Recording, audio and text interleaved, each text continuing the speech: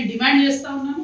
నిన్నగాక మొన్న ఫ్రెష్గా డీజీపీ మాజీ డీజీపీ ఇప్పుడు టీఎస్పీఎస్సీ చైర్మన్ మహేందర్ రెడ్డి గారి మీద ఆరోపణలు వచ్చాయి. ఏమని? 1,00,00,000 కోట్ల రూపాయలు సంపాదించుకున్నారు మహేందర్ రెడ్డి గారు అని అవినీతి ఆరోపణలు వచ్చినాయి.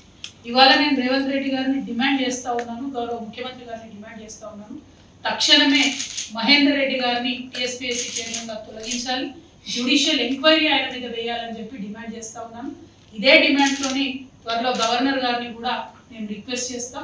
ఎందుకంటే టీఎస్పీఎస్సీని ఇంపీచ్ చేయాల్సి వస్తుంది, రద్దు చేయాల్సి వస్తుంది తప్పితే వాళ్ళంతటి వాళ్ళు రెసిగ్నేషన్ చేసిన ఒప్పుకునే పరిస్థితి ఉండదు. జటిలమైనటువంటి ప్రక్రియ.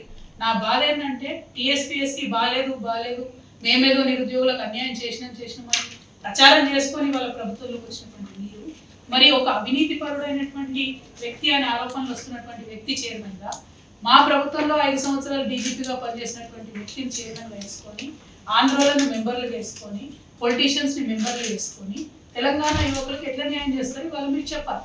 ఆంధ్ర వాళ్ళని పెంచి పోషించిందే కేసీఆర్ కుటుంబము, టీఆర్ఎస్ ప్రభుత్వం అని చెప్పి ఈ సందర్భంగా నేను చెప్తా ఉన్నాను. మహేందర్ రెడ్డి గారు చేరి 2 వారాలు కూడా కాలేదు, అప్పుడే ఆయన మీద ఆరోపణలు అనేటువంటి మాట మాట్లాడడం కూడా హాస్యాస్పదంగా ఉంది. మరి ఎందుకు ఇంత కాలంలోనే ఆయన మీద వచ్చిన అభియోగాలు ఏంటి? మరి మీ ప్రభుత్వంలో ఆయనను అత్యంత మరి పెద్ద స్థానంలో డీజీపీ స్థానంలో కూడా కూర్చోబెట్టిన విషయం మీరు మర్చిపోయారా? మరి అవినీతి అధికారి అయితే మీరు ఆ రోజు ఎందుకు ఆయనను డీజీపీ స్థాయిలో కూర్చోబెట్టారని చెప్పి అడుగుతా ఉన్నాను.